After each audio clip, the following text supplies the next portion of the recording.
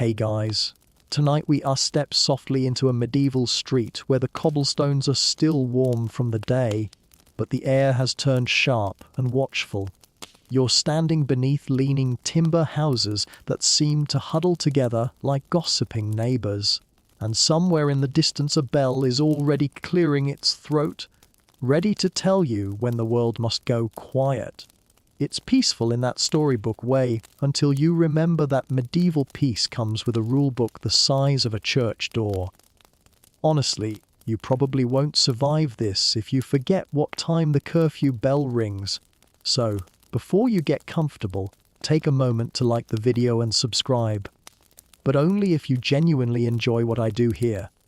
And while you're here, drop your location and your local time down in the comments, because I love the thought of all of us listening under different skies, like a scattered little night watch of our own. Now dim the lights, maybe turn on a fan for that soft background hum, and let's ease into tonight's journey together. You're walking through a medieval town at dusk, and you can feel the shift happen. The market noise fades first, vendors packing up their onions, bakers pulling the last loaves from ovens, someone arguing loudly about whether that fish was already suspicious at sunrise. Then comes the bell, deep, heavy, unavoidable. It rolls through the streets like a slow command from the sky itself. This is the curfew bell, and no, it's not just a polite suggestion. Curfew literally comes from the French cover feu, meaning cover the fire. That's your first mainstream historical fact of the night. Medieval curfews weren't invented to ruin your fun, they were invented because towns were basically giant wooden tinderboxes. You glance up at the houses around you, timber beams, thatched roofs, a candle glowing in one window like a tiny dare, one careless hearth left open, one gust of wind, and the whole neighborhood could go up like a bonfire at a festival. So when the bell rings, you cover your fire, you shutter your windows, and you stop wandering around like a modern person who thinks nighttime is for entertainment. Because in medieval life, nighttime is for danger. You trudge along as the street's empty. It's kind of eerie, like the town is holding its breath. You can almost hear the soft scrape of bolts sliding into place, the murmured prayers, the final clack of a tavern door closing. And you realize curfew is less about control and more about survival. A medieval rule that actually makes sense, even if it feels a little dramatic. Of course, medieval officials loved the drama. The watchmen come out next, carrying lanterns that throw shaky halos onto the stones. These guys are basically the night shift of the Middle Ages, except instead of coffee and fluorescent lighting, they have cloaks and a strong suspicion that you're up to something.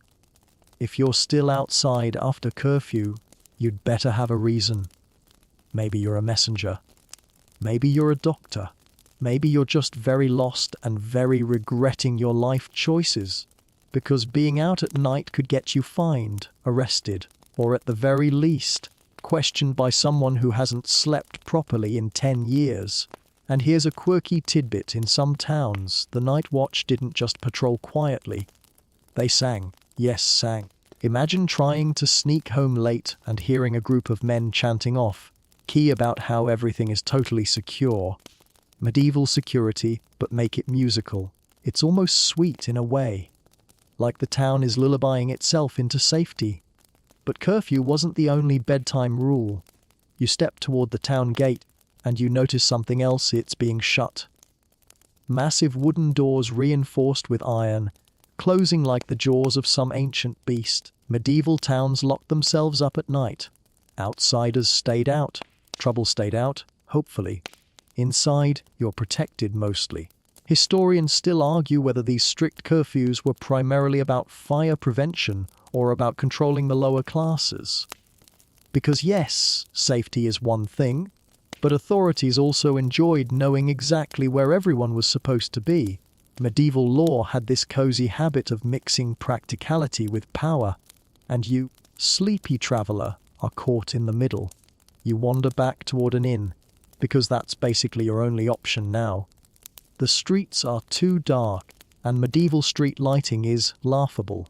A few lanterns here and there, but mostly it's moonlight and vibes.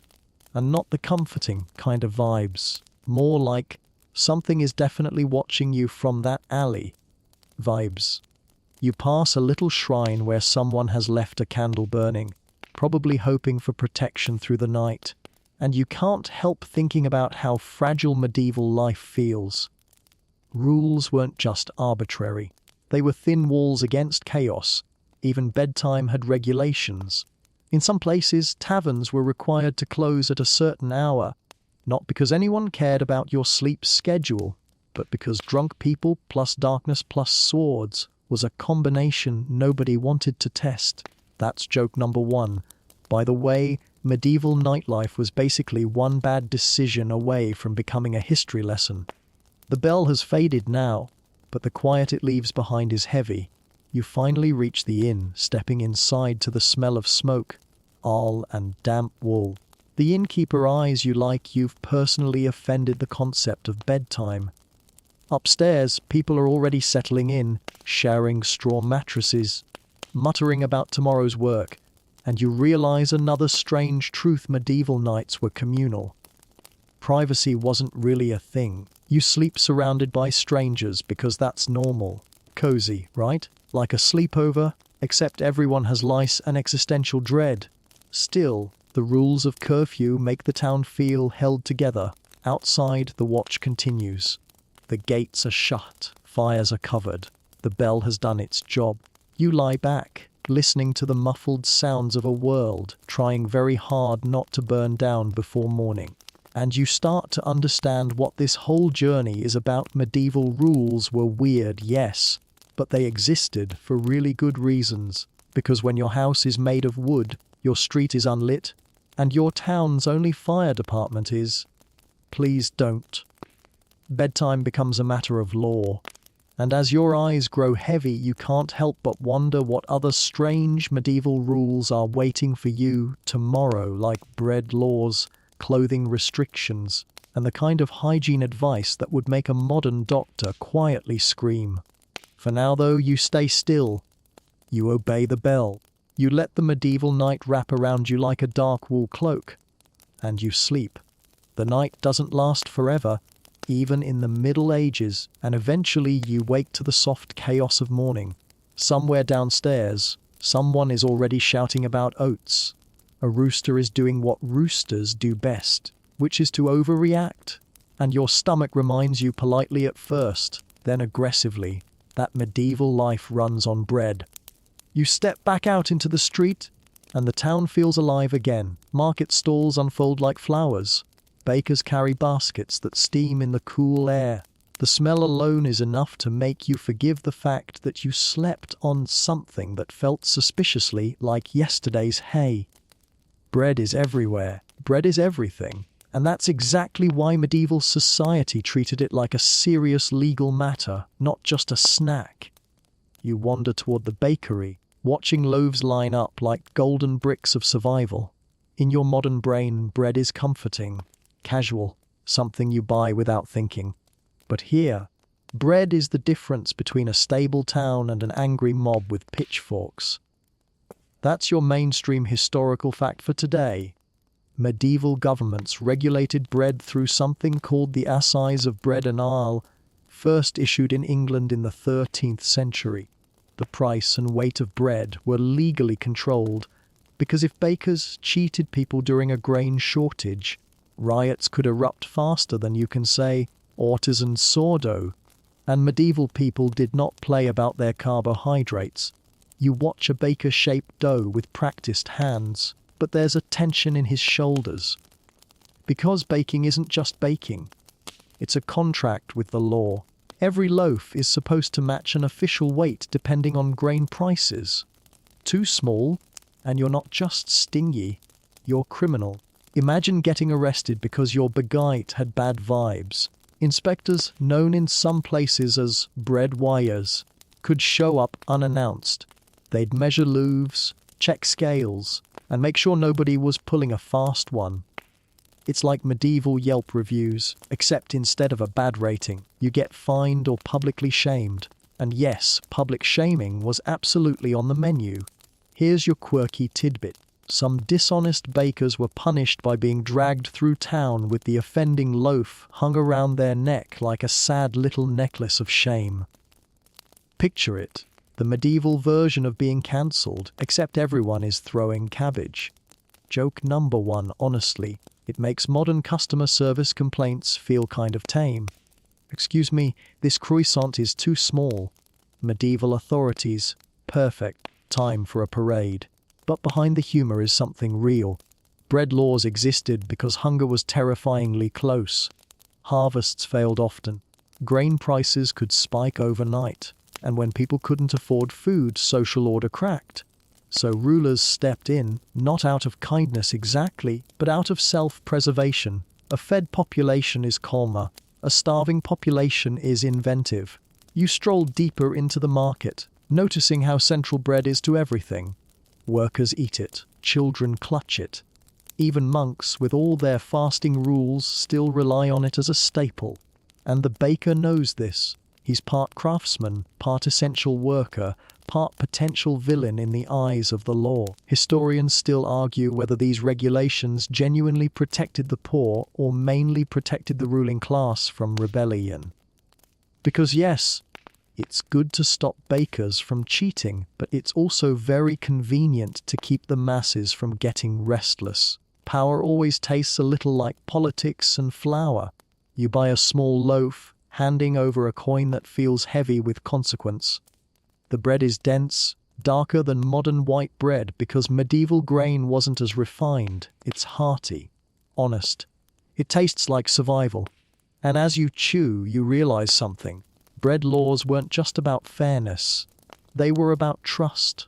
In a world without supermarkets, without packaging, without nutrition labels, the baker is a pillar of the community. If that pillar cracks, everyone feels it. The market inspector passes nearby, eyeing stalls like a hawk. You suddenly feel nervous even though you're not the one selling bread.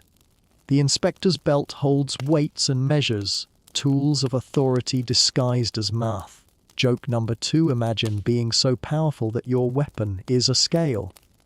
But medieval measurements were serious business. Fraud wasn't just annoying, it was dangerous. If a baker watered down flour, mixed in fillers, or shorted customers, it could contribute to malnutrition, especially in hard winters. And yes, fillers happened. Sometimes bakers mixed in peas, beans, or even ground bark during shortages. It wasn't always malicious. Sometimes it was desperation. But the law didn't always care about your reasons. Bread had to meet the standard. You notice a group of townspeople gathered around a stall, murmuring. Someone suspects cheating. The baker protests. The inspector steps in. The loaf is weighed. The crowd holds its breath. This is medieval drama at its most basic. Will the bread be legal? It sounds ridiculous until you remember that bread is life. A child tugs at her mother's sleeve, asking for a crust. The mother hushes her, eyes fixed on the inspector. Because if bread becomes unreliable, the whole town becomes unstable. And that's why these weird rules existed. As you walk away, loaf in hand, you start connecting the dots. Curfews kept towns from burning down. Bread laws kept towns from tearing themselves apart. Medieval rules weren't random. They were pressure valves in a fragile world. Of course, some rules were also deeply petty. There were cases where bakers were punished harshly for tiny mistakes. Authorities sometimes used regulations as excuses to extract fines. And guilds, those powerful medieval trade organizations, often controlled baking rights, limiting competition. So bread laws could protect people or trap them. Historians still argue whether guild control improved quality or simply created monopolies that benefited insiders. And honestly, both can be true at once. Medieval life loves contradictions. The market begins to thin as noon approaches. You finish your bread slowly, savoring the way it grounds you in this world.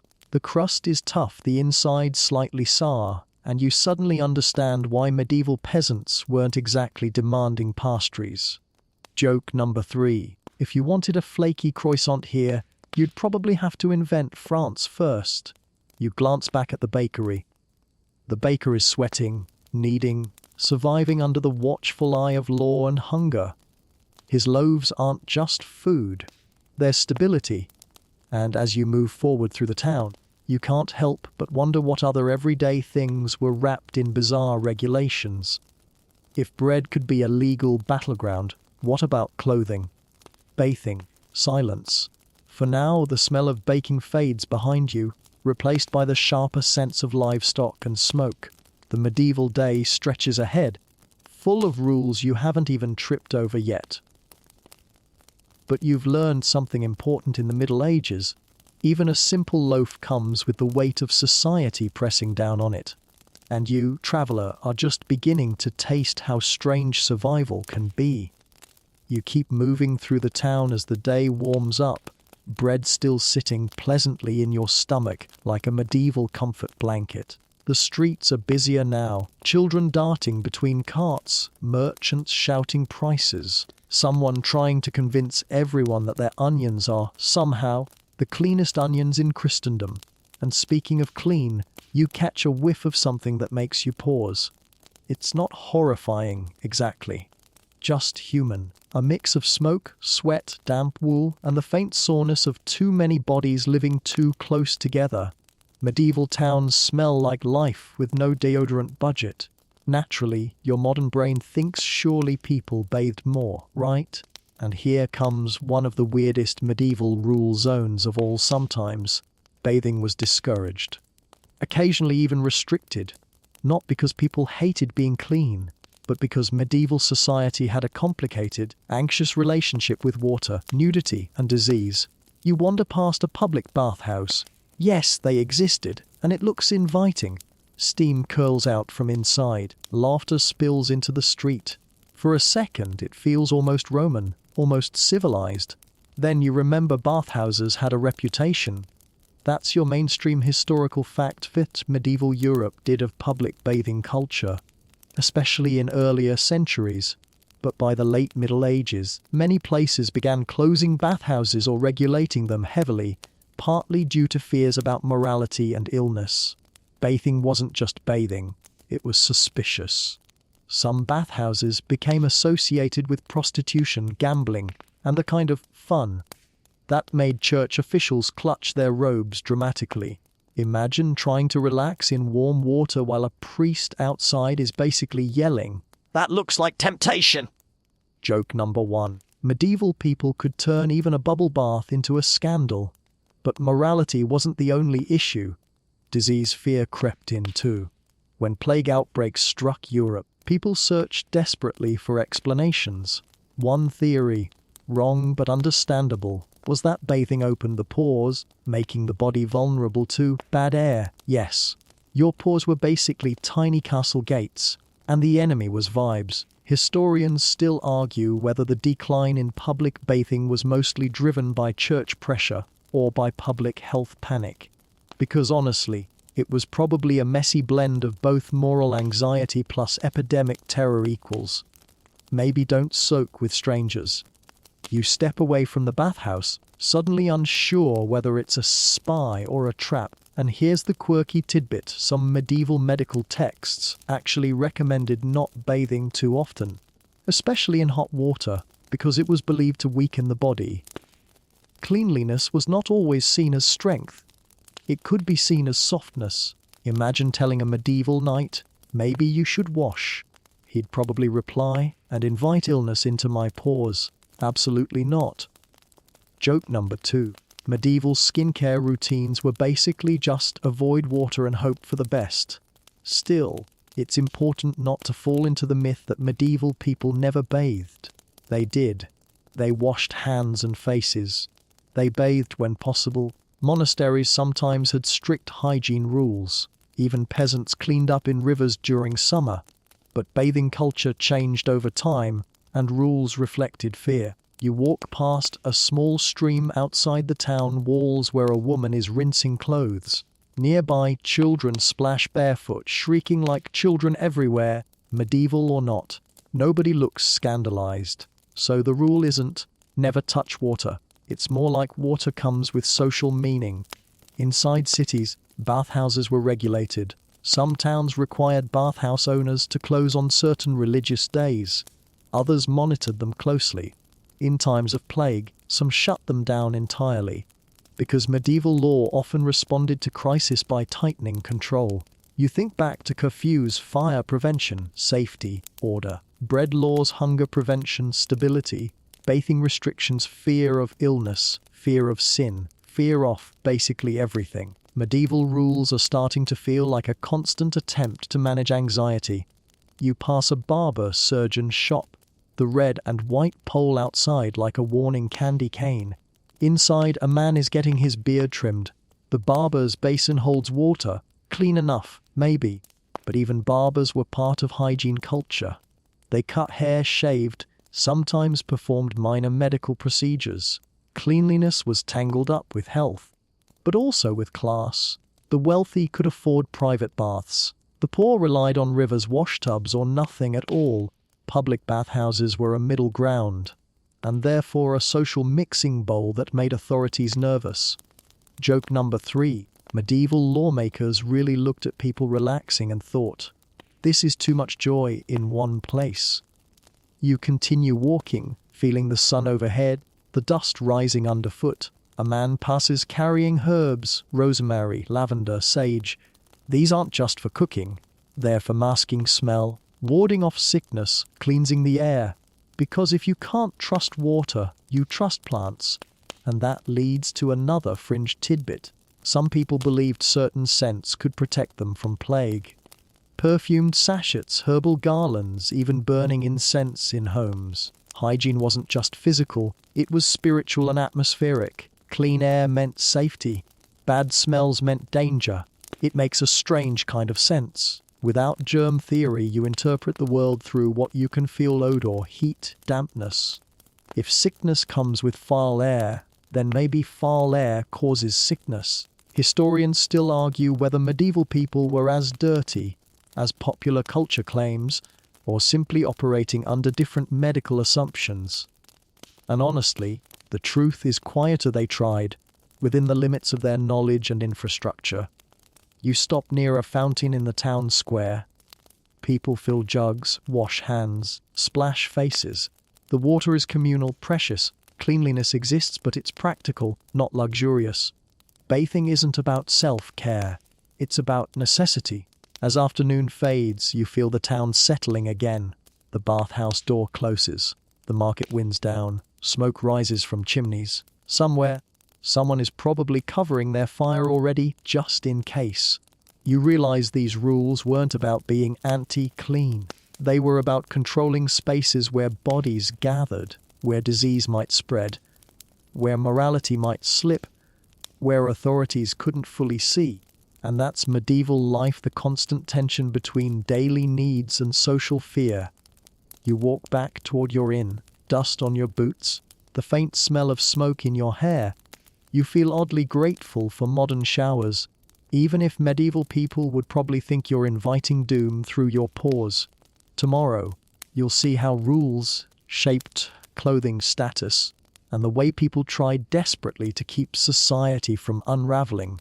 For now, the town grows quiet, and you let yourself drift with it, wrapped in the strange, half-clean, half-anxious world of medieval survival. You wake the next morning with that familiar medieval feeling, slightly stiff, slightly itchy, and deeply aware that your pillow is mostly imagination. Downstairs, the inn is already humming with life. Someone is eating porridge like it personally offended them. A merchant is loudly explaining how expensive wool has become, as if wool is doing this on purpose. You step outside and the town greets you in color and texture. Dull browns, muddy grays, the occasional bright splash of dyed fabric that looks almost shocking against all the earth tones. And that's when you notice something strange. Not everyone is allowed to wear whatever they want. In fact, medieval Europe had rules about clothing, so specific they could make a modern dress code look like a gentle suggestion. These were called sumptuary laws, and they were basically society's way of saying, please stop dressing above your station.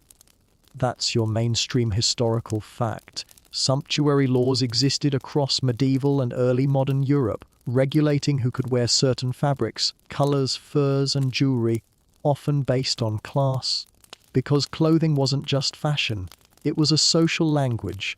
You glance at a noblewoman passing by, her gown trimmed with fur, her sleeves flowing like she has never once had to scrub a pot.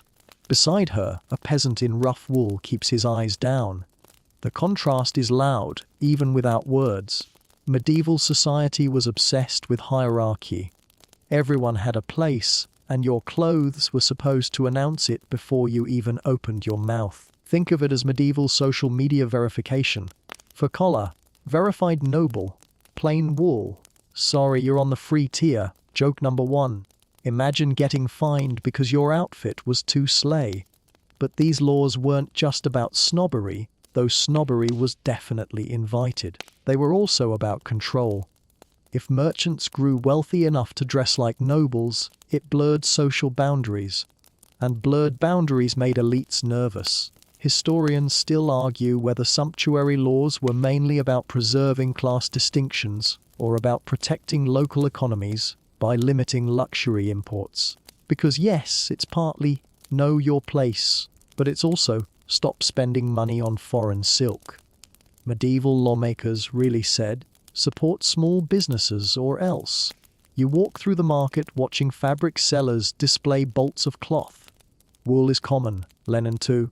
But silk is practically mythical. Imported from far away, expensive enough to make a baker cry, and certain colors were restricted. Purple, for instance, was historically associated with royalty because dye was costly. Bright reds, deep blues. These could be regulated too, so when you see someone in vivid crimson, you know they either have status or they have confidence bordering on criminal. Here's a quirky tidbit: in some places, even the length of your shoes could be regulated. Yes, shoes. Those ridiculous long-toed palanes that look like medieval elves got into a prank war.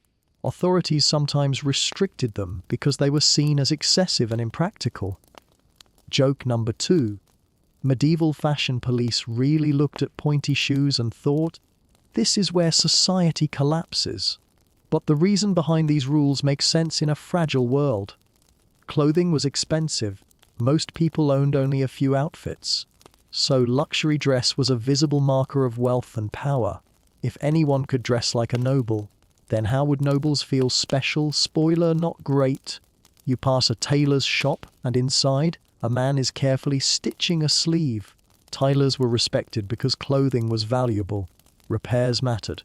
Nothing was disposable. Every thread was survival, and sumptuary laws reinforced that survival economy. They discouraged overspending on luxury when resources were scarce. Of course, people still broke the rules. Merchants, especially in wealthy cities like Florence or Venice, loved showing off.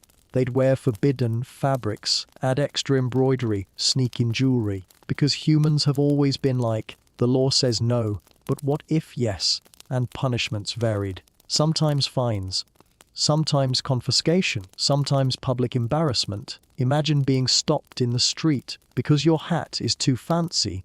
Medieval humiliation speedrun. Joke number 3. Sir, step aside. That velvet is suspicious. You notice how clothing shapes behavior too. Nobles walk differently, cloaks sweeping. Peasants move practically, garments tight for work. Even posture becomes part of the costume of class. And that's what these rules did. They turned society into a stage where everyone played their assigned role. But there's another layer. Clothing laws weren't only about class. They could target minority groups too, forcing them to wear identifying markers. This is one of the darker sides of medieval regulation. Rules used not for safety, but for separation and discrimination. Historians still argue about how consistently such laws were enforced, but their existence shows how clothing could become a tool of power. You pause by a fountain again, watching your reflection shimmer. What would you wear here? Would you accidentally commit fashion treason? Probably. You imagine showing up in modern jeans, and the entire town collectively deciding you are either a wizard or deeply lost. As afternoon drifts on, you start seeing clothing differently. Every belt buckle, every fur trim, every dyed hood is a signal.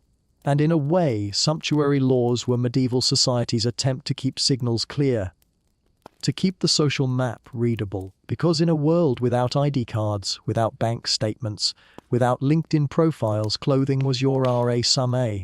The day cools, and you feel the familiar settling of evening. Somewhere, a bell will ring again. Fires will be covered. Streets will empty. But now you carry another understanding. Medieval rules didn't just govern danger. They governed identity. What you ate, when you slept, how you dressed, even how you smelled. All of it was part of survival in a world where order was fragile and the line between stability and chaos was as thin as a linen shirt. Tomorrow, you'll lift a mug of ale and learn why beer was basically medieval bottled water, which is honestly the most comforting rule of all. For now, you head back to the inn, passing cloaks and hoods and the quiet enforcement of fabric law. The medieval night waits, wrapped in wool and rules. The next evening arrives with that slow medieval softness, the sky turning the color of old parchment, the town exhaling after a day of work. You've spent hours watching people hustle under rules stitched into daily life, bread weighed like gold, clothing judged like a social passport. And now, your throat is dry. Naturally, your feet carry you toward the tavern. It's impossible to miss. Warm light spills through the cracks in the wooden shutters, and the sound of laughter tumbles out into the street like it can't help itself. The smell hits you next: yeast, smoke, spilled ale soaked into floorboards that have probably never known peace. You step inside, and immediately you understand something important. In medieval life, ale isn't just a drink. It's kind of a necessity. That's your mainstream historical fact in much of medieval Europe. Especially in towns, ale and beer were safer to drink than water because brewing involved boiling, which reduced pathogens. Yes, medieval beer was basically public health. You glance at the mug being shoved into someone's hand like it's a civic duty. The ale is cloudy, weak by modern standards, more like liquid bread than a party beverage. People drink it at breakfast. Children drink small beer too, nobody's doing shots. This is hydration with vibes. Joke number 1, imagine explaining to a medieval peasant that in the future people will drink water on purpose. They'd call you reckless. And because ale mattered so much, it was regulated almost as strictly as bread. Remember the assize of bread and ale? It wasn't just about loaves. Authorities controlled all prices too, because if brewers cheated, people suffered. A town without fair ale was a town heading toward chaos. You sit at a rough wooden table, feeling the warmth of the room seep into your bones. The tavern is packed with laborers, merchants, a traveler or two, maybe even someone suspiciously noble hiding under a hood like they're role-playing as common. Ale connects everyone. But it also scares authorities, because taverns are where people gather, talk, complain, plot, sing badly. The medieval government loved order, and taverns were basically little pockets of unpredictable humanity. So rules appeared. Some towns set strict hours for taverns, tying back to curfews. Others regulated how much ale could be sold, who could brew, and what quality it had to meet. And here's your quirky tidbit. There was an actual medieval job called the ale taster or ale conner.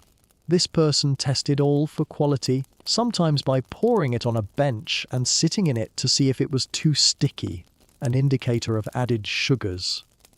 Yes, someone's official duty was to sit in beer. Joke number 2, imagine updating your RA. Skills sitting in ale for the good of society. But the role mattered. Bad ale could mean contamination, fraud, or economic exploitation. Brewing was serious business. In many places, women brewed ale at home and sold it, known as alewives. Brewing wasn't always a male-dominated industry yet. It was domestic, communal, and essential. Historians still argue whether the later association of alewives with negative stereotypes, like witchcraft accusations, was linked to economic competition as brewing became more commercialized. Because yes, even beer has politics. You sip your mug. It's slightly sour, faintly sweet, comforting. Like drinking a medieval hug, the tavern keeper watches closely, not just for rowdy behavior, but because the law watches him too. If he overcharges, waters down ale, or stays open past curfew, he risks fines. And medieval fines were no joke when your profit margin is basically an extra loaf of bread.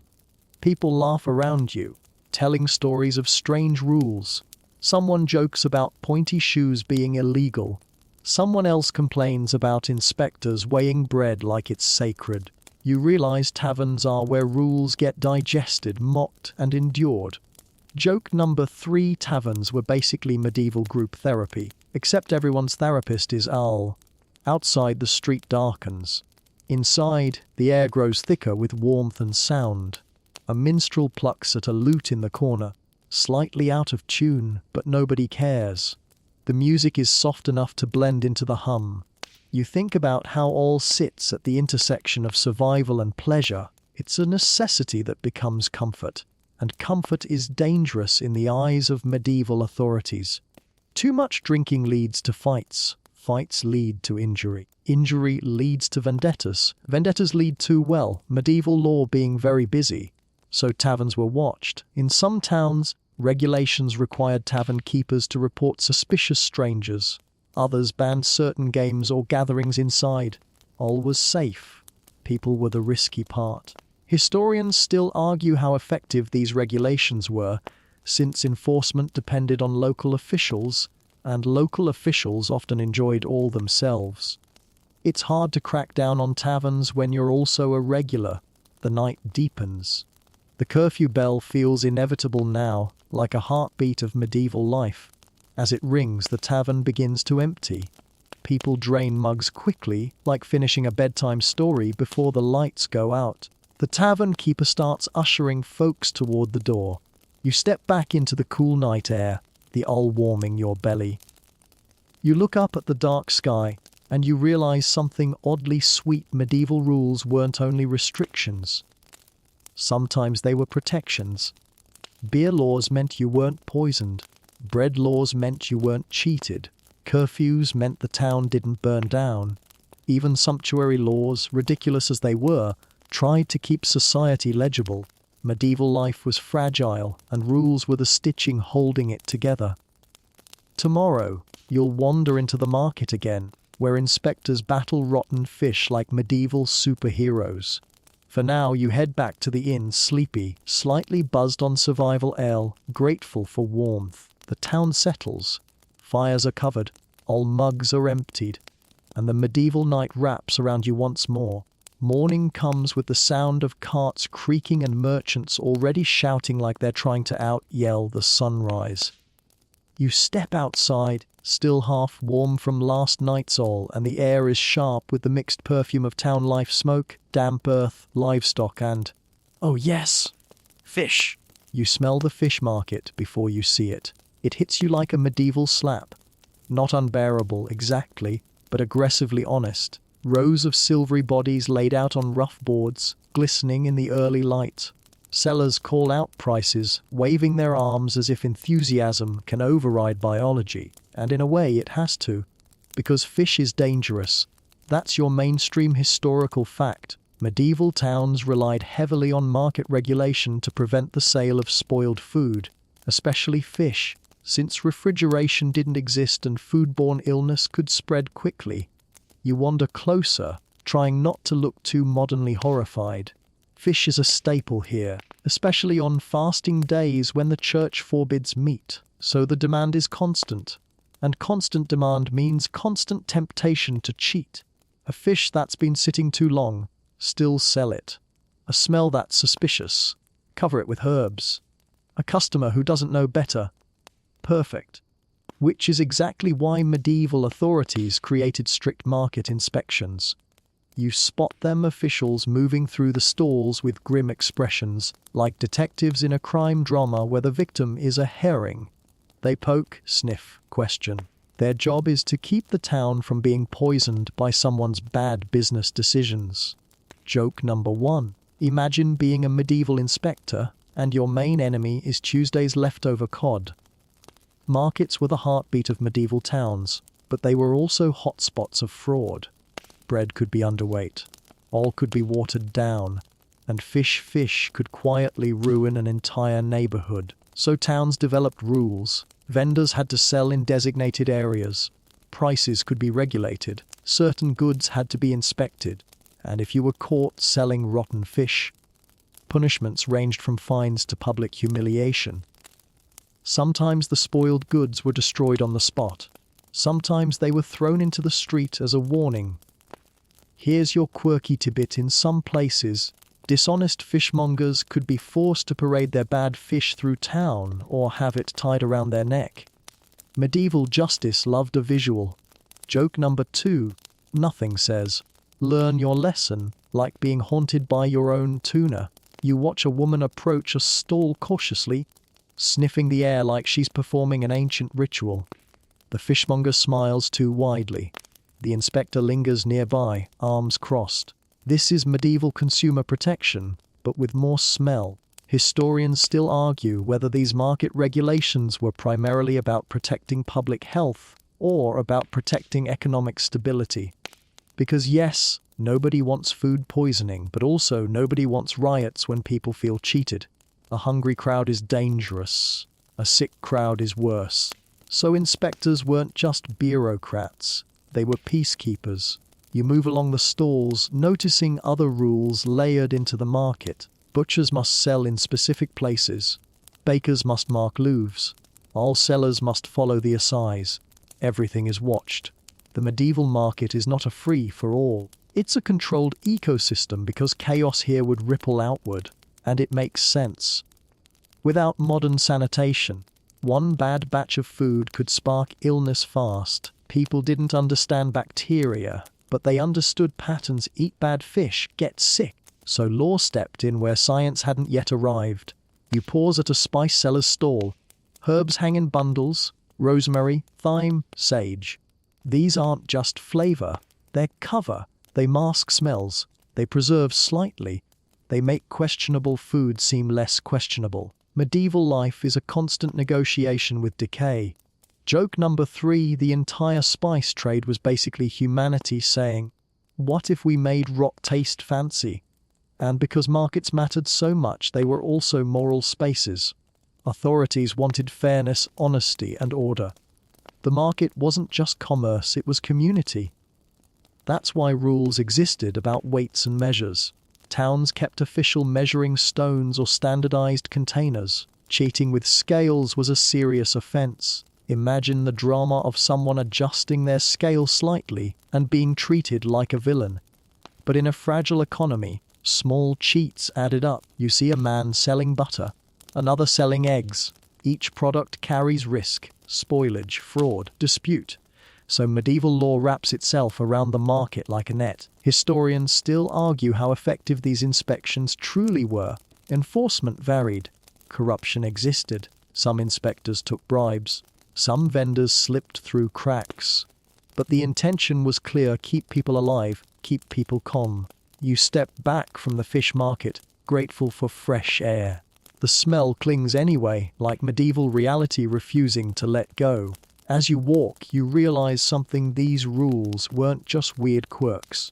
They were survival systems. Curfew kept fire from consuming towns. Bread laws kept hunger from consuming order. All regulations kept hydration from becoming poison. Market inspections kept rot from becoming epidemic. Every rule is a response to vulnerability. And now, as the sun climbs higher, you feel the town pulsing with controlled life. People laugh, bargain, argue, live inside a framework of rules designed to keep the medieval world from tipping into disaster. Tomorrow, the streets will grow quiet again, and you'll learn about silence laws at night, because even sound was regulated when darkness fell. For now, you keep walking, leaving the fishmongers behind, carrying the strange comfort of knowing someone somewhere was officially appointed to sniff out trouble. Medieval law, as it turns out, was often just the town trying desperately to stay standing. By the time evening arrives, The town feels tired in a way you can almost taste. The market noise has faded, the fish smell has retreated into the cracks of the street like an unpleasant ghost, and people move with that end of day heaviness that says, "I survived medieval capitalism again." You walk slowly, letting the cool air settle on your skin, and then you notice something else. The town is getting quieter on purpose. Not just naturally quiet like people going home, but deliberately quiet, like the entire place is under an invisible hush. Because medieval cities had rules about silence. Yes, silence. That's your mainstream historical fact. Many medieval towns enforced night time regulations, including curfews and noise restrictions, to maintain order and safety after dark. In a world without streetlights, without police radios, without any real way to call for help besides yelling and hoping, noise at night wasn't just annoying. It was suspicious. A shout could mean a fight. A crash could mean burglary. Laughter could mean drunken chaos. Footsteps could mean something worse. So towns tried to keep the night calm. You're walking down a narrow street, the buildings leaning inward like they're listening. A lantern flickers somewhere. The air smells of smoke and damp wood, and you realize medieval night is not the time to be loud. The watchmen are out again, lanterns swaying, faces half hidden in shadow. They don't just look for fires or thieves, they listen. Silence is part of the safety system. Here's a quirky tidbit. In some places, night watchmen would call out the hours as they passed, singing or chanting something like, "All is well." It was reassurance and surveillance. Joke number 1. Imagine trying to sleep and the medieval night guard is basically doing karaoke outside your window. But it served a purpose. People needed to know someone was awake watching. Darkness was terrifying. Silence was comfort. And yet, too much noise broke that comfort. Taverns were required to quiet down. Streets emptied. Even conversations softened. Historians still argue whether these silence laws were mainly about preventing crime or about controlling gatherings and dissent, because a loud crowd at night could be dangerous for rulers, not just socially, but politically. A whisper is manageable, a riot is not. You pass a house where someone is closing shutters carefully, as if sealing out the night itself. Inside, a family murmurs. Outside, the street belongs to rules. In some towns, people weren't allowed to carry weapons after dark unless they had special permission. That ties into silence too. Fewer swords, fewer fights, fewer sudden noises that become tragedies. The medieval night is fragile. You step near the town square, now mostly empty. Earlier it was chaos, vendors, children, arguments about fish freshness. Now it's a wide, dark bowl of quiet. Even your footsteps feel too loud. Joke number 2. You suddenly understand why medieval people probably developed the world's best tiptoe skills. Silence laws weren't always written as, "Don't be noisy." Sometimes they were part of broader curfew enforcement. If you were outside after the bell, you were already breaking the rules. Being loud just made it worse. And medieval punishments for disorder could be swift. Fines, arrests, public humiliation. The town wanted sleep, not because anyone cared about your bedtime routine, but because sleep meant peace, and peace meant survival. Here's another fringe tidbit. Medieval people believed night was spiritually dangerous. Darkness was associated with demons, witches, restless souls. Silence wasn't just practical, it was protective, like keeping the supernatural at bay. If you stay quiet, maybe the night doesn't notice you.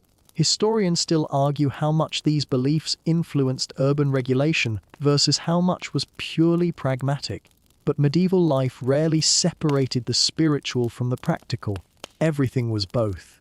You walk past the church, its silhouette heavy against the sky. Bells have power here. They mark time, warn of fire, call people to prayer, signal curfew. Sound is law. So controlling sound is controlling life. A dog barks suddenly, sharp in the stillness, and you feel your shoulders tense. Somewhere a watchman shifts, listening. The bark fades, and the hush returns.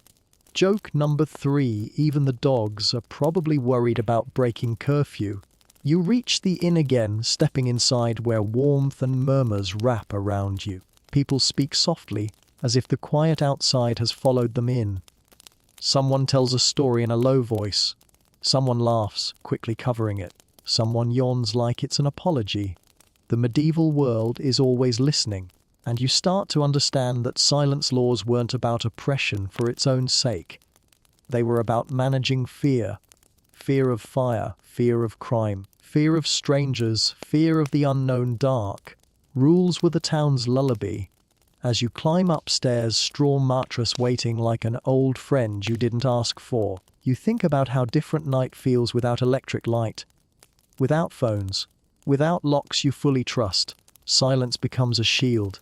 Tomorrow, you'll step into another set of rules. One's about marriage and family alliances, where love gets tangled in law for stability. But for now, you let the quiet do its work. Outside, the watch continues. Inside, the town sleeps, and you, traveler, drift with it, learning that sometimes the strangest medieval rule is simply this: be quiet. The night is listening. Morning returns gently, like it's trying not to startle the town awake. The hush of night breaks into the everyday sounds of medieval life.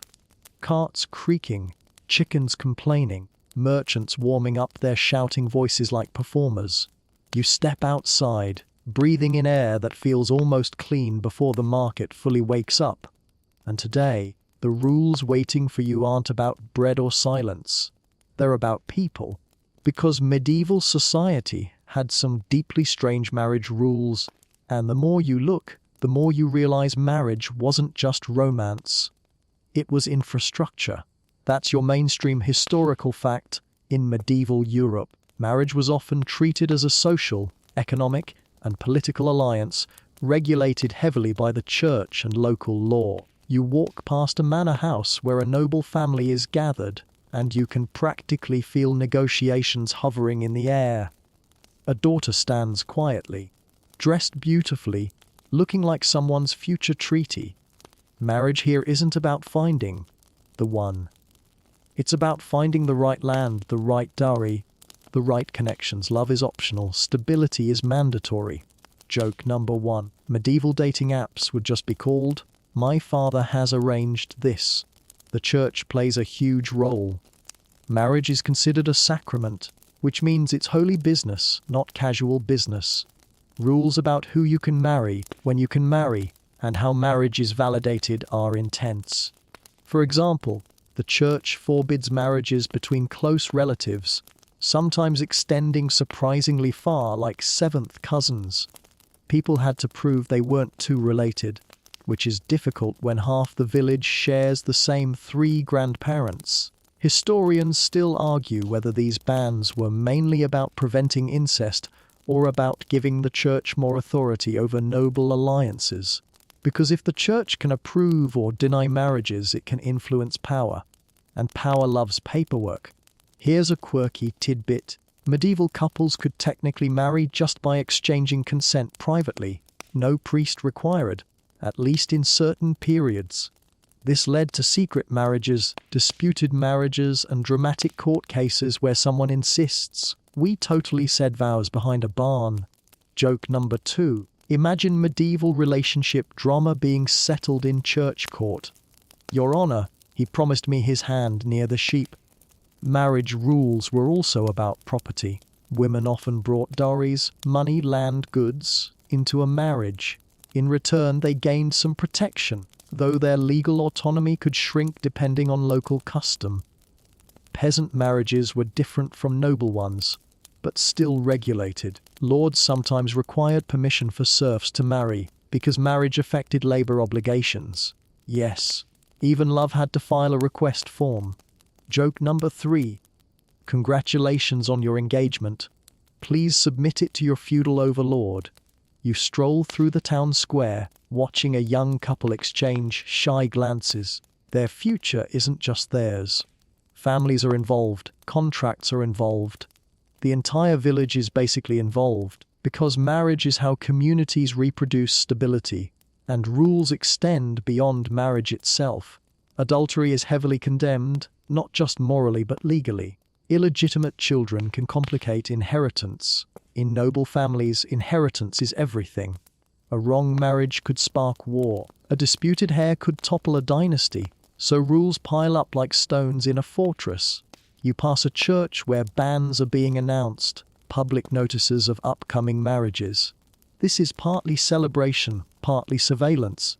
If anyone knows a reason the couple shouldn't marry, like existing spouses, close kinship, or scandal, they're expected to speak up. It's like medieval comment sections, but in real life and with actual consequences. Historians still argue how often people truly followed these rules versus bending them quietly. Human beings are human beings, no matter the century. People fell in love, ran away, cheated, lied, hoped. Rules existed because reality didn't behave. And then there are the truly odd marriage customs. In some places, marriages could be annulled if not consummated. Yes, the church had opinions about whether the marriage was real, without physical completion. In others, impotence trials existed, awkward investigations that make modern medical privacy look like a gift from heaven. Medieval law could be uncomfortably intimate. You pause near a group of women gossiping softly. They talk about a marriage negotiation, a dowry dispute, a cousin who married too far above her station. Marriage is town entertainment and town anxiety rolled together, because it determines everything: land, alliances, children, honor.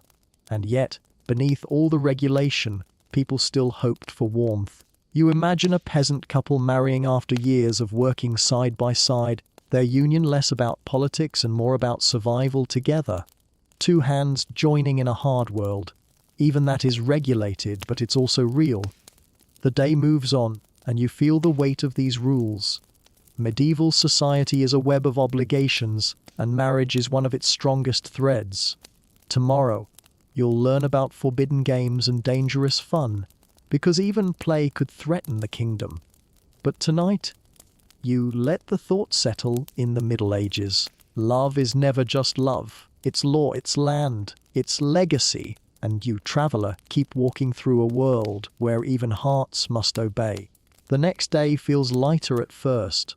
The sun is bright, the market is lively, and after all the heavy rules about marriage, alliances and dowries, you almost expect medieval life to offer you a little harmless fun. Almost. Because medieval authorities had rules about games. Yes, games. And not just because someone was being a buzzkill, though medieval law absolutely had buzzkill energy sometimes. These rules existed because play, strangely enough, could be dangerous. That's your mainstream historical fact in medieval England and elsewhere. Authorities often restricted or banned certain games, especially gambling and popular sports, because they were linked to disorder. And because rulers wanted men practicing archery instead. You walk through a field outside the town walls, where a group of boys are kicking something vaguely ball-shaped. It looks fun. It looks chaotic. It looks like someone is about to lose a tooth. Medieval football, an ancestor of soccer, was basically a village-wide brawl with rules that could be summarized as, get the ball somewhere. Kings and officials hated it. Not because it wasn't entertaining, but because it caused injuries, property damage, and sometimes outright violence between rival towns. Joke number 1. Medieval football was less friendly match and more annual legal excuse to tackle your neighbour. So laws were passed banning it. King Edward II of England famously outlawed football in London 1314, complaining about the great noise and disturbance. Noise again. Disorder again. The medieval obsession with control strikes back. But games weren't only physical. Gambling was everywhere. Dice, cards, betting on basically anything. Authorities worried gambling led to crime, debt, and moral decay. Because nothing says stable kingdom like half the town pawning their shoes over a dice roll. Joke number 2. Medieval casinos were just taverns with worse decision-making. And then there's archery. Medieval rulers were obsessed with archery practice, especially in England. Longbowmen were crucial in wars like the 100 Years' War. So laws required men to practice archery on Sundays and holidays instead of wasting time on games. Yes, your weekend hobby was legally mandated. Historians still argue whether these laws were truly effective or mostly symbolic reminders of royal priorities. But the intention is clear: stop playing, start training. Imagine being told, sorry, no bowling. Go prepare for battle. Here's a quirky tidbit: some games were banned not because they were violent, but because they distracted from productivity. Authorities feared idle hands. Play meant time not spent working, praying, or training. Medieval leisure was suspicious. You pass a group of men playing dice in an alley, hunched like conspirators. They glance up nervously. Gambling laws existed, but enforcement varied. The game continues anyway, because humans have never stopped loving risk. Joke number 3: the medieval economy ran on bread, ale, and terrible bets. Some games were class-coded too. Nobles hunted and jested. Peasants played rough village sports. Laws sometimes reflected that divide, banning lower-class games while noble amusements remained untouched. Because, of course, historians still argue whether game restrictions were about morality or about keeping the lower classes from gathering in large, unpredictable groups. A crowd playing can become a crowd protesting. Fun is politically inconvenient. As evening approaches, you watch the boys scatter, their ball abandoned. Somewhere, a watchman calls out. The town settles back into its regulated rhythm. Tomorrow, you'll face the odd rules of medieval toilets. Because yes, even relieving yourself had laws. For now, you carry the strange realization that in the Middle Ages, even play was monitored, because nothing, not even laughter, was entirely free. You wake up with the kind of awareness that only medieval life can give you. You are a human being with human needs, and the Middle Ages are not exactly designed for comfort. Your stomach is fine. Your bread supply is fine. But another need creeps in, and suddenly, you are thinking about toilets. Welcome to the part of medieval history that is both hilarious and deeply important, because medieval sanitation laws existed, and they weren't just about politeness. They were about survival. That's your mainstream historical fact. Medieval towns developed regulations about waste disposal, latrines, and street cleanliness because unmanaged human waste contributed to disease and made urban life unbearable. Yes, even in the Middle Ages, people understood that too much filth was bad. You step outside and walk through the town's streets, noticing the absence of modern plumbing like it's a missing limb. Waste has to go somewhere. People live close together. The stakes are high. In richer houses, there might be a garderobe, a toilet built into a castle wall where waste dropped down into a moat or pit. Which sounds convenient until you remember. Moats were sometimes used for water too. Joke number 1: medieval engineering occasionally looked at a drinking source and said, what if we also made it a toilet? For most people, toilets were communal latrines or simple pits. Some monasteries had surprisingly advanced latrine systems, with running water flushing waste away. Monks, it turns out, were quietly ahead in bathroom tech. But in towns, waste disposal was a constant challenge. So rules appeared. Many medieval cities banned dumping waste in the streets or required it to be carried outside the walls. London, for example, issued ordinances against throwing filth into public waterways. Did everyone obey? Absolutely not. But the fact the laws existed shows awareness. People didn't enjoy living in muck. They wanted order even in unpleasant matters. Here's a quirky tidbit: in some places, people would shout a warning, like "Gardyloo," before emptying chamber pots out windows. Yes, medieval life included surprise airborne sewage. Joke number 2: imagine walking peacefully and hearing someone yell, "Gardyloo." That's not a word, that's a panic siren. Historians still argue how effective sanitation laws were, since enforcement was inconsistent and infrastructure limited. But towns tried. They appointed officials to inspect streets, maintain ditches, and keep waste from piling up. Because waste wasn't just gross. It attracted rats. It contaminated water. It spread sickness. Even without germ theory, Medieval people saw the pattern filth meant illness, so latrines were regulated. Tanners and butchers, who produced especially foul waste, were often required to operate outside town centres. Certain trades were pushed away for everyone's sanity. Joke number 3. Medieval zoning laws were basically, please keep the disgusting stuff over there. You walk past a ditch outside the walls where waste is dumped, and the smell is enough to make you appreciate modern plumbing with your whole soul. Yet, there's something oddly human about it. Medieval people lived close to the realities we hide today. They couldn't pretend waste didn't exist. They built rules around it, and those rules mattered. Historians still argue whether medieval cities were dirtier than ancient Roman ones or simply differently organized. Rome had sewers. Medieval towns had patches of sanitation mixed with chaos. But even chaos had regulations trying to contain it. As evening comes, you head back toward the inn, grateful for the fading cool air. Tomorrow you'll learn about animal laws, because pigs running loose were apparently a legal crisis. For now, you settle into bed, thinking about how even toilets had rules, because medieval life was fragile in ways modern life rarely forces you to notice. In the Middle Ages, survival wasn't glamorous. Sometimes it was just not stepping in the wrong thing. Morning breaks with a snort, not from you, though honestly sleeping on straw does strange things, but from a pig, yes, a pig. You open the inn door and nearly collide with a muddy little creature trotting down the street like it owns the place. Behind it, a woman shouts, half angry, half resigned, as if this is the third pig-related incident today, and suddenly you understand medieval towns were not just full of people, they were full of animals.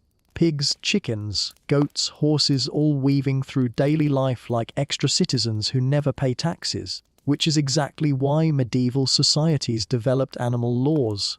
That's your mainstream historical fact. Medieval towns often regulated livestock within city limits because free, roaming animals caused accidents, spread filth, and damaged property. Pigs were especially notorious. They were useful, cheap to raise, happy to eat scraps.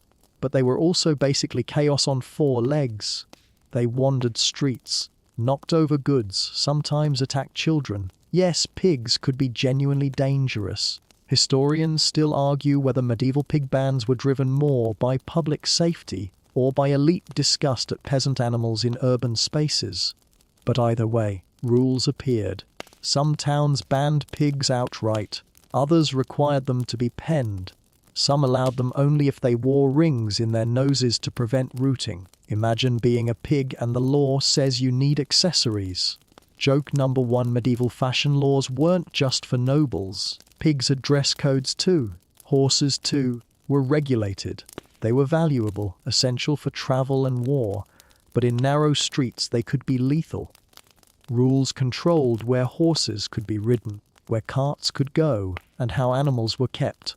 And then there were dogs. Stray dogs could spread disease or cause trouble, so some towns restricted them. In plague times, animals were sometimes killed in misguided attempts to stop disease spread.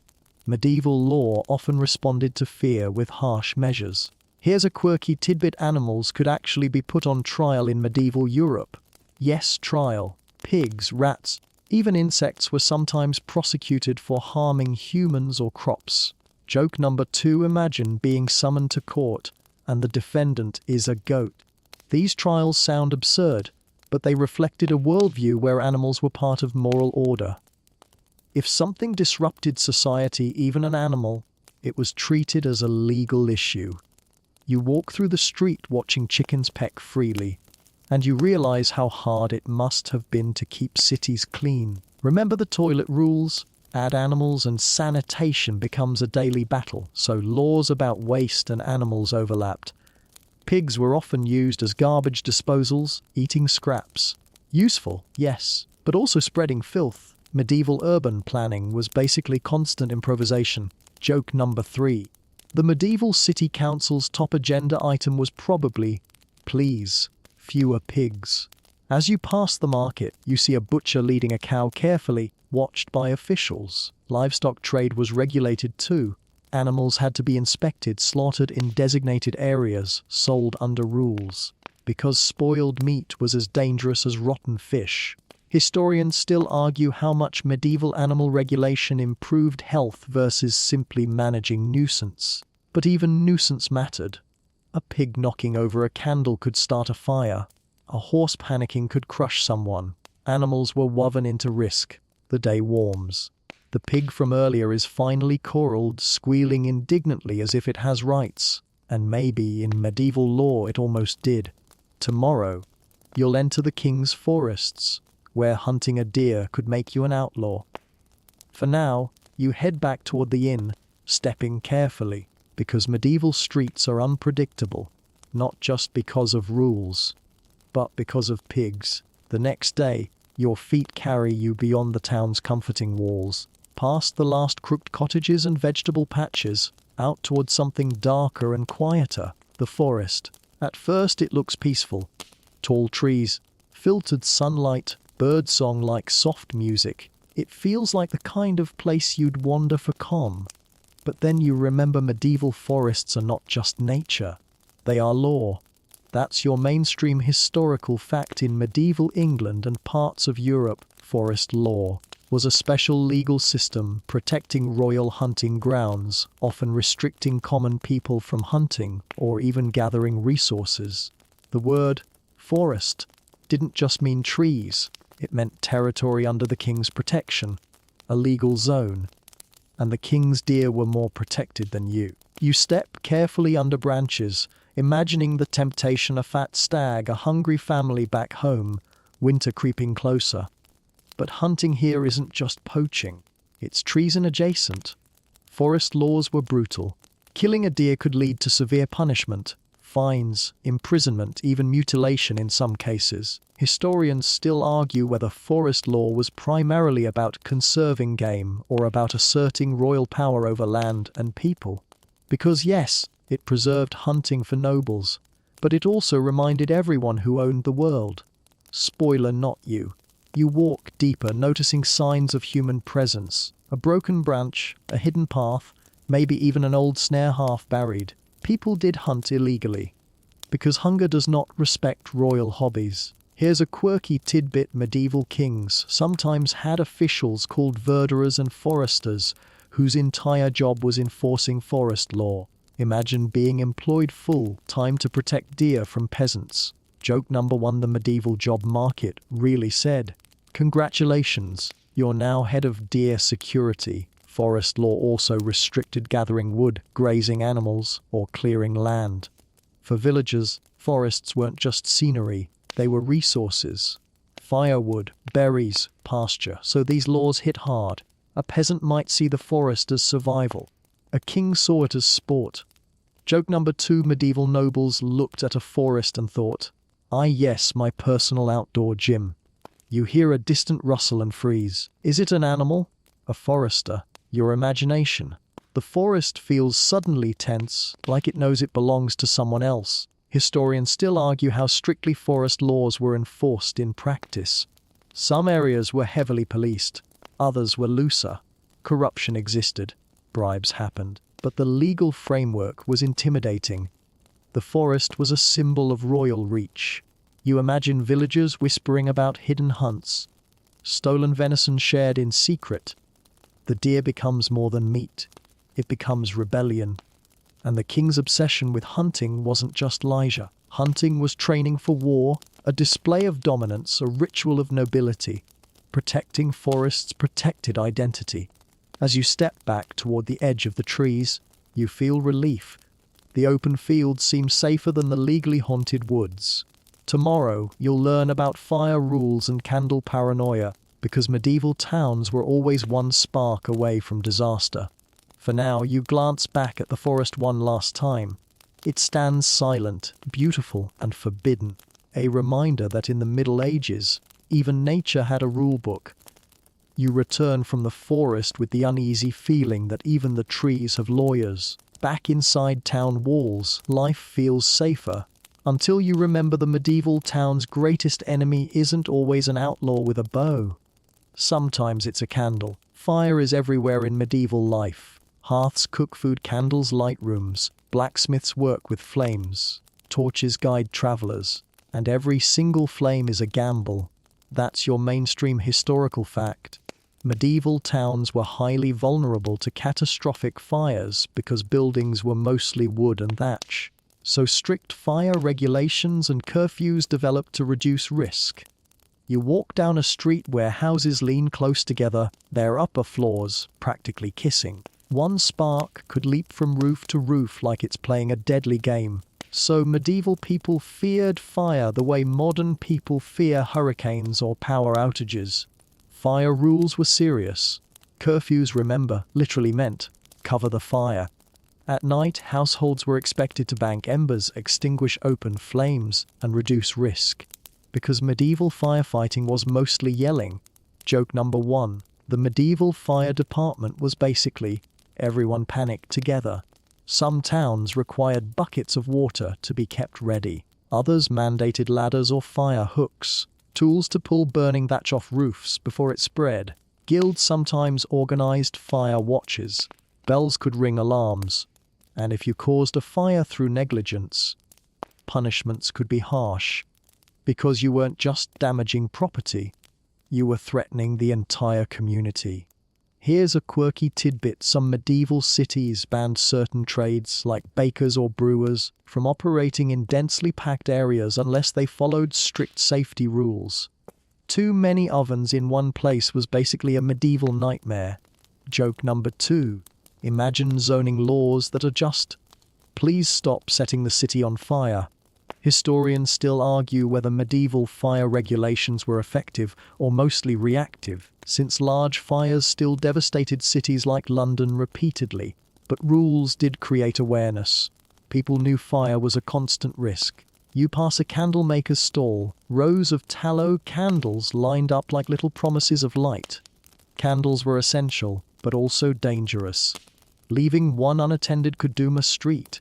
So households developed habits: candles placed carefully, hearths watched, children warned.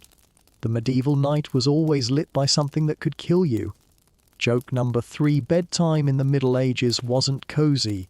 It was basically risk management. Fire also shaped architecture. Stone buildings were prized because they resisted flames. After major fires, towns sometimes rebuilt with stricter materials. Rules followed disaster like shadows. Historians still argue whether medieval urban planning improved significantly over time or remained stubbornly vulnerable.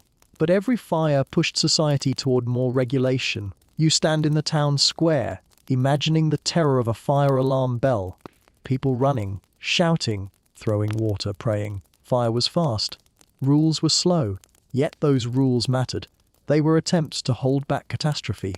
Tomorrow, you'll learn about hospitality rules, feeding strangers carefully, because even kindness had regulations. For now, you head back toward the inn, watching lanterns flicker in windows as evening approaches. The bell will ring, fires will be covered. The town will try, once again, not to burn. And you, traveler, drift into sleep knowing that in medieval life, even light comes with fear.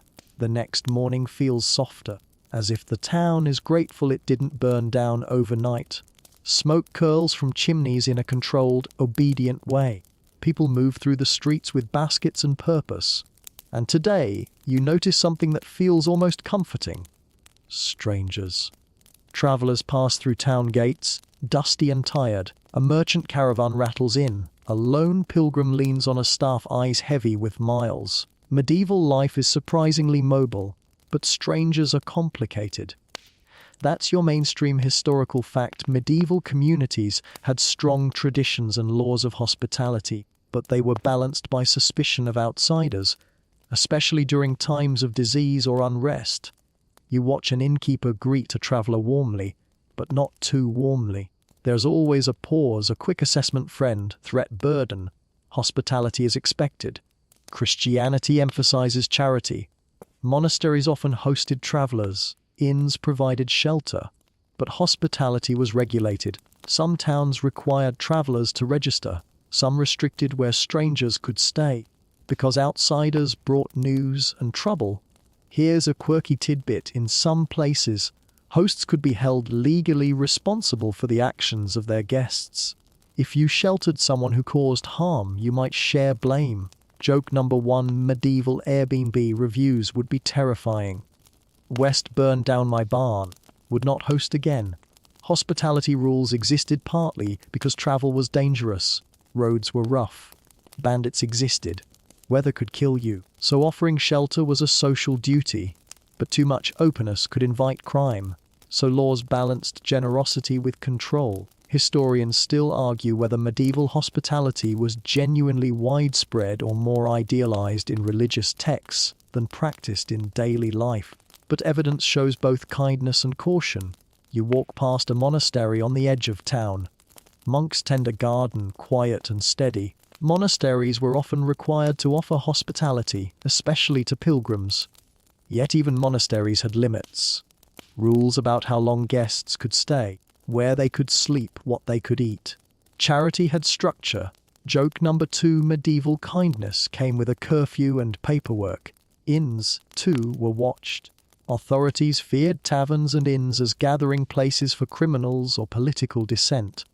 Some towns required innkeepers to report suspicious guests. Strangers were potential spies. And during plague times, strangers were potential death. Hospitality tightened into quarantine. You think back to silence laws, curfews, forest restrictions. Medieval rules always circle back to fear and survival. Even generosity becomes regulated. Here's another fringe tidbit. Some towns had guest rights, traditions where harming a guest was considered especially shameful, but those traditions coexisted with harsh suspicion of vagabonds. The medieval stranger existed in a paradox: sacred guest, dangerous outsider. Historians still argue how much medieval communities truly trusted travelers versus merely tolerated them out of necessity. You pass a traveler sharing bread with a child and the moment feels tender. Humanity breaks through rules, but the town still watches. Hospitality is a bridge, but it's guarded. As evening approaches, you return to the inn, thinking about how medieval life depended on community, but community needed boundaries. Tomorrow, you'll face plague restrictions and early quarantine weirdness, where fear becomes law in its most intense form. For now, you rest, comforted by the warmth of shelter, aware that even kindness in the Middle Ages comes with rules stitched into it. The next day arrives with a strange tension in the air, like the town itself is holding its breath. People still go about their work. Bread is baked, oil is poured, pigs still cause minor legal emergencies. But there's an undercurrent of unease, because medieval life is always haunted by one word: plague. That's your mainstream historical fact. During outbreaks like the Black Death in the 14th century, medieval communities developed early forms of quarantine and public health restrictions, even without understanding germs. You walk through the streets imagining how quickly sickness could spread here. Crowded houses, shard wells, markets full of hands touching the same goods. When plague came, it wasn't just illness, it was apocalypse. So rules emerged, desperate and sometimes strangely modern. Cities like Venice pioneered quarantine measures, requiring ships to wait offshore for 40 days. 40 giorni, where the word quarantine comes from. Yes, medieval people invented, please stay away for a month. Historians still argue whether these measures were effective or mostly symbolic comfort in the face of terror, but they show something important: people tried. They weren't ignorant. They were improvising. Here's a quirky tidbit. Plague doctors wore those eerie beaked masks stuffed with herbs, believing sweet smells could protect them from bad air. The beak wasn't fashion. It was medieval science. Joke number 1. Imagine trusting rosemary in your face tube as your main defense against death. Towns closed gates. Markets were restricted. Travelers were viewed with suspicion. Houses with sickness were sometimes marked. Community became isolation. Rules about hospitality tightened. Silence deepened. Fear became law. Joke number 2. Medieval quarantine was basically social distancing. but with more bells and less Wi-Fi. People burned herbs, rang church bells, held processions, prayed desperately. Authorities sometimes banned gatherings, sometimes encouraged them because nobody really knew what helped. Historians still argue about the balance between religious response and civic regulation. Some leaders leaned into prayer, others leaned into restrictions. Often, both happened at once. The plague also reshaped labor laws. With so many dead, workers became scarce. Survivors demanded higher wages. Authorities responded with laws like England's Statute of Labourers in 1351, trying to freeze wages. Even disease had economic rules. Joke number 3. Imagine surviving the Black Death and the government says, "Congrats, but you still can't ask for a raise." Plague restrictions reveal medieval society at its most fragile. Rules weren't just about order, they were about panic management. And yet some measures worked. Isolation reduced spread. Quarantine slowed outbreaks. Even flawed understanding produced practical results. As you walk through town, you imagine doors shut tight, streets empty. The curfew bell sounding not just like bedtime but like survival. Tomorrow, you'll explore guild control. Who may bake or forge, because medieval life loved regulating professions as much as bodies. For now, you sit quietly, feeling the weight of how fear shaped law. In the Middle Ages, plague wasn't just sickness. It was a rule maker. The town feels different after thinking about plague. Even in ordinary days, you can sense how fragile everything is, like medieval life is balanced on a narrow beam over chaos. And nowhere is that more obvious than in work. Because medieval towns didn't just let anyone wake up and decide, "Today I will be a blacksmith." Nope. Medieval life had guilds, and guilds had rules. That's your mainstream historical fact. Medieval guilds were powerful organizations that regulated trades, controlling who could practice a craft, setting quality standards and protecting members' economic interests. You walk through the town and notice how every trade seems organized. Bakers in one area, butchers in another, cobblers, weavers, smiths, all clustered like little ecosystems. This isn't random, it's controlled. Guilds decide who gets to sell bread, who gets to forge swords, who gets to brew ale. They oversee apprenticeships, training young workers for years before they can become masters. It's like medieval certification with more yelling. Joke number 1. Imagine needing a decade-long apprenticeship just to legally make shoes. Guild rules protected quality. Nobody wanted a collapsing house because the carpenter was improvising. Nobody wanted poisoned bread. Standards mattered. But guilds also protected monopoly. If you weren't in the guild, you couldn't compete. Historians still argue whether guilds were primarily beneficial for consumer protection or primarily tools of economic exclusion. And honestly, both are true. Guilds kept crafts skilled. Guilds also kept outsiders out. Here's a quirky tidbit: guilds often had patron saints and held elaborate religious festivals. Imagine your trade union also throwing a yearly parade for Saint Crispin, the shoemaker's saint. Joke number 2. Medieval professional networking was basically pray, feast, and enforce monopoly. Guilds also provided social safety nets. If a member fell sick, the guild might help. If someone died, the guild supported the widow. In a world without welfare, guilds were community. But community came with strict control. Prices could be set. Production could be limited. Innovation could even be discouraged if it threatened tradition. Medieval economy wasn't about disruption, it was about stability. Historians still argue whether guilds slowed technological progress or preserved valuable craftsmanship. Again, both. You stop outside a blacksmith's forge, watching sparks fly. The smith is powerful, respected. Weapons, tools, horseshoes. He shapes survival itself. But he didn't get here alone. Guild rules shaped his path. Apprentice, journeyman, master. And if you tried to skip the ladder, punishment. Joke number 3. Medieval career climbing was literal. Try to climb too fast, the guild knocks you back down. As evening approaches, you realize guilds are another example of medieval rules making sense in context. They kept towns functioning, kept goods reliable, kept livelihoods protected, but they also reinforced hierarchy just like sumptuary laws. Everything is about order. Tomorrow you'll step into church rules, fasting, feast days, and the rhythm of religious law shaping daily life. For now, you head back through the streets, passing workshops humming under centuries of regulation. In the Middle Ages, even your job was a rule book. The next morning begins with bells again. Not curfew bells this time, but church bells, steady, insistent, shaping the day like a heartbeat. In medieval life, time isn't tracked by watches. It's tracked by prayer. That's your mainstream historical fact.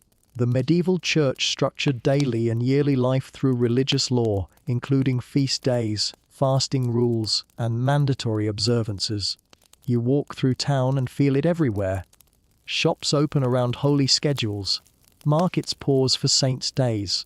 People cross themselves automatically. Like breathing, religion isn't just belief, it's regulation. Fasting rules are one of the strangest examples. On many days, meat is forbidden. Fridays, Lent, countless holy periods. Fish becomes essential. Remember the fish inspectors. Church law made fish markets a survival industry. Joke number 1. Medieval menu planning was basically, "Is God watching my dinner?" Feast days, on the other hand, explode with celebration. Food, music, processions. The calendar swings between restraint and excess, and everyone is expected to participate. Missing Mass isn't just a personal choice. It can be a legal and social offense. Church courts hold power. Morality and law blur together. Historians still argue how much ordinary people genuinely internalized these rules versus simply complying out of social pressure. But either way, the church's rhythm was unavoidable. Here's a quirky tidbit: medieval people sometimes tried to loophole fasting rules. For example, some classified beavers as fish because they lived in water, making them acceptable during Lent. Joke number 2. Medieval theology occasionally sounded like, if it swims, it's basically seafood. Monasteries had even stricter rules: silence, prayer schedules, regulated meals. The church wasn't just guiding souls, it was managing bodies. Religion shaped work too. Certain days were forbidden for labor. The year was dotted with mandatory rest, which sounds nice until you remember peasants couldn't always afford rest. Rules collided with survival. Historians still argue whether religious holidays provided genuine relief for workers or simply reinforced church authority through ritual. You stand near the church door watching people enter, rich and poor alike. The hierarchy remains, but everyone bows under the same bells. Joke number 3. Medieval equality lasted about as long as the prayer before lunch.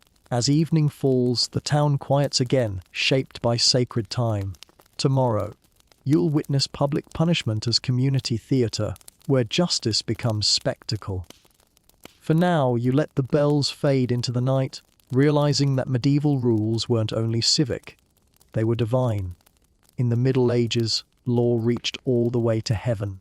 The town feels almost peaceful after the steady rhythm of church bells, but medieval peace is always temporary. Today, the square is crowded again, not with merchants, not with fishmongers, but with people gathering in a wide circle. Something is happening. Justice is happening. That's your mainstream historical fact. Medieval punishment was often public, designed not only to penalize offenders, but to deter others through spectacle. You step closer, feeling the strange energy of a crowd that's half curious, half hungry for drama. A wooden platform stands in the center. Nearby, a set of stocks waits like an ugly piece of furniture nobody wants. Public punishment was community theater. Not always violent, often humiliating. The goal wasn't just to hurt someone, it was to warn everyone else. You watch as a petty thief is led forward. The crowd murmurs. The thief looks small, frightened. He's placed in the stocks, hands and head locked in place. People laugh, jeer, maybe toss something soft if they're feeling merciful. Joke number 1. Medieval reviews were brutally direct. 2 stars: would not steal again. Humiliation was powerful. In tight-knit communities, reputation mattered. Being shamed publicly could ruin your life, and authorities liked it that way. Shame was cheaper than prison. Here's a quirky tidbit. Some punishments were oddly symbolic. A baker who cheated might have bread hung around his neck. A dishonest merchant might be forced to wear a sign declaring their crime. Medieval law loved props. Joke number 2. Justice in the Middle Ages was basically performance art with consequences. Historians still argue whether public punishment was more about deterrence or about reinforcing social hierarchy. Because yes, it warned people, but it also reminded them who held power. The crowd participates, that's part of it. Justice becomes communal. Sometimes that meant mercy, sometimes cruelty. The church and civic authorities both shaped punishment. Certain crimes were handled in church courts, others in town courts. Justice was layered, like everything else. Joke number 3. Medieval bureaucracy was basically, which court gets to embarrass you today? You notice how punishment also creates cohesion. Everyone watches together. Everyone agrees, at least outwardly, on what behavior is unacceptable. In a fragile society, shared norms matter. But public punishment could also be unfair. The poor were punished more harshly. Nobles often escaped consequences. Law wasn't equal. Historians still argue about the balance between order and oppression in medieval justice. As the crowd disperses, you feel unsettled. The square returns to normal. But the memory lingers. Medieval law wasn't private. It was loud. Tomorrow, you'll travel roads where outsiders are suspicious, and papers matter more than shoes. For now, you walk away slowly, understanding that in the Middle Ages, justice wasn't hidden behind courthouse doors. It was staged under the open sky. The town gates loom ahead of you again, and for the first time you feel what it means to leave the safety of walls. Inside, rules are familiar: curfews, bread waits, all inspections. Outside, the road, and medieval roads are where rules get nervous. That's your mainstream historical fact. Medieval travel was heavily regulated, with laws about vagrancy, passports, and the movement of strangers, especially in times of war or plague. You step onto the dirt track, watching the town shrink behind you.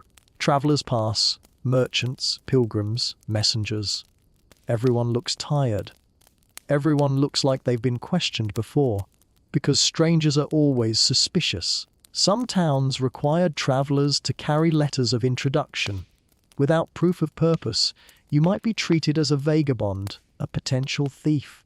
Historians still argue whether medieval mobility was more common than we assume, or whether most people lived and died within a few miles of home. But travel existed, and law followed it. Here's a quirky tidbit: in some places, vagrants could be punished simply for being unemployed and wandering. Idleness was criminalized. Joke number 1. Medieval society really said, if you're not working, you're suspicious. Travel laws were also about disease. During plague outbreaks, towns closed gates to outsiders. Quarantine rules hardened. Hospitality turned into exclusion. The road became a threat. You meet a traveler who shows a seal-marked document to a guard. The guard nods, letting him pass. Paper matters.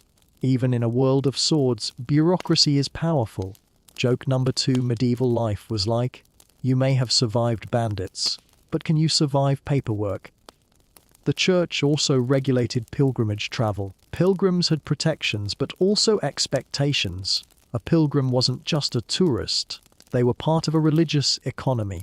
Travel was spiritual, economic, political. Historians still argue how often authorities enforced travel restrictions versus how often people slipped through unnoticed. But the rules existed, shaping fear of outsiders. As you return toward town at dusk, you feel relief. Walls mean rules. Rules mean predictability. Tomorrow, you'll explore witchcraft fears and banned magic habits, because medieval law sometimes fought invisible enemies. For now, you step back through the gate, grateful to be inside. In the Middle Ages, the road is freedom and suspicion. The town feels darker tonight, not because the sun has set, but because whispers have settled into the corners. You notice them in the market, in the tavern, even outside the church. Talk of magic. Talk of witches, talk of things unseen. That's your mainstream historical fact. Belief in witchcraft and magical harm existed in medieval Europe, but widespread witch hunts intensified later, in the early modern period.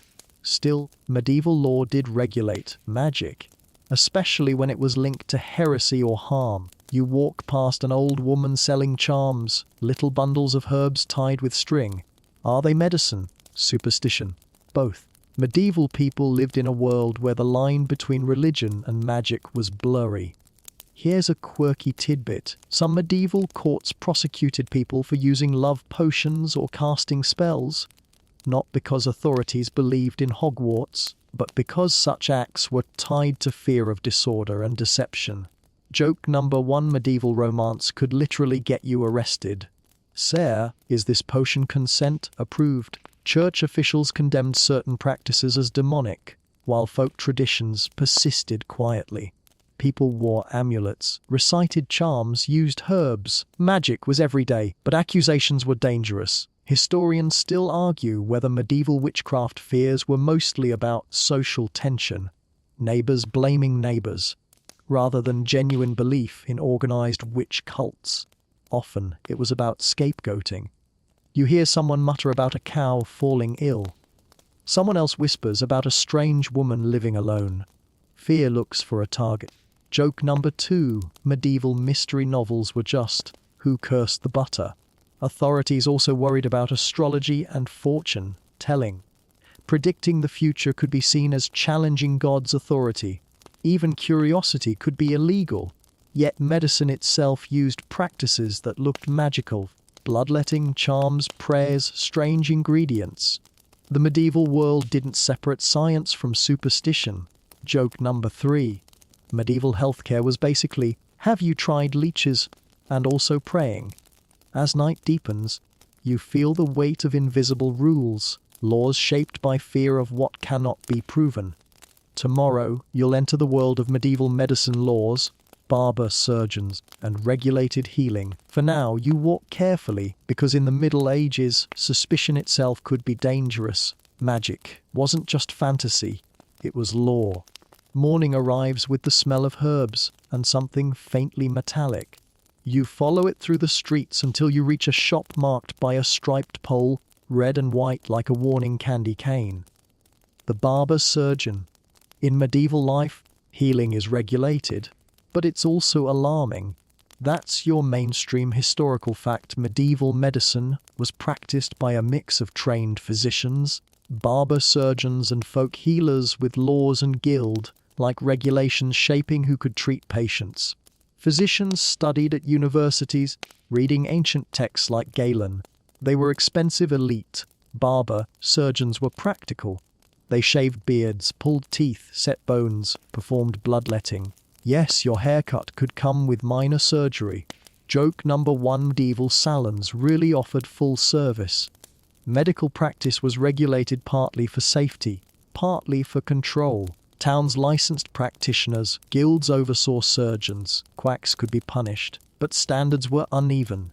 Here's a quirky tidbit. Leeches were so common that they became symbols of medicine. Bloodletting was believed to balance the body's humors. Blood, phlegm, black bile, yellow bile. Medieval health was basically vibes plus fluids. Historians still argue how effective medieval medicine truly was. Some practices were harmful, but others, like herbal remedies, had real benefits. Medicine was a mix of observation and misunderstanding. Joke number 2: medieval doctors had confidence that was wildly disproportionate to their tools. Hospitals existed too, often run by religious orders. Care was spiritual as much as physical, and laws shaped medical ethics. Surgeons could be banned from operating on certain days. Bodies were sacred. Dissection was controversial. Historians still argue how much the church hindered medical progress versus supporting care through institutions. You watch a barber surgeon sharpen a blade, and you decide you are suddenly very healthy. Joke number 3: nothing cures illness like seeing medieval instruments. Tomorrow you'll learn about parenting rules and child apprenticeships, because childhood ended early under medieval law. For now, you step away, grateful for modern medicine, but oddly impressed that even in the Middle Ages, healing was regulated, because survival required rules, even when the cure was a leech. The town feels quieter today, not because of curfew bells, but because you notice children everywhere, working, not playing, not lingering, working. That's your mainstream historical fact in medieval society. Childhood was short, and many children entered apprenticeships or labor early, often regulated by guilds and family contracts. A boy carries water buckets with the seriousness of an adult. A girl helps her mother at a stall, hands moving quickly, practiced. Medieval childhood isn't sheltered. It's preparation.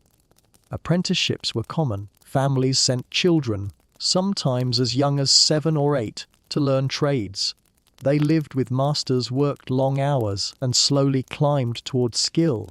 Guilds regulated this, setting terms and lengths. Historians still argue whether apprenticeships were exploitative child labor or valuable training and social mobility.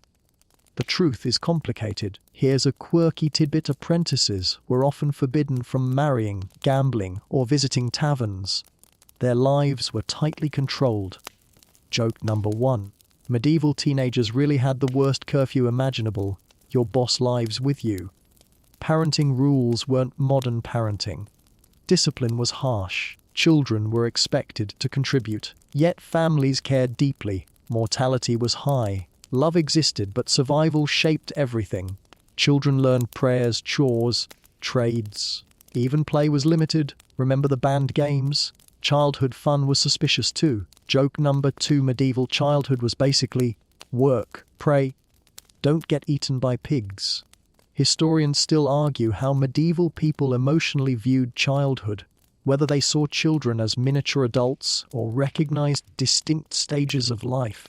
Evidence suggests both. As evening comes, you watch apprentices sweeping shop floors, exhausted.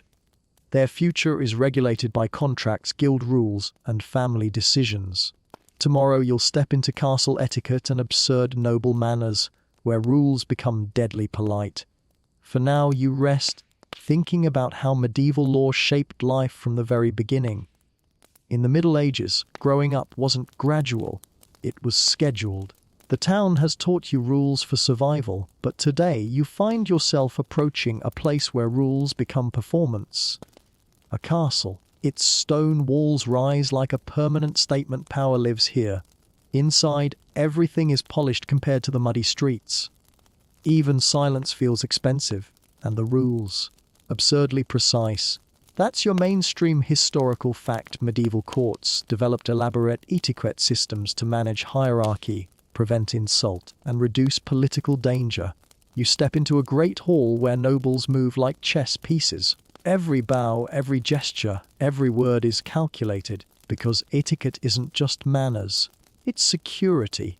Say the wrong thing, sit in the wrong place, wear the wrong fabric, remember sumptuary laws, and you could offend someone who is soldiers.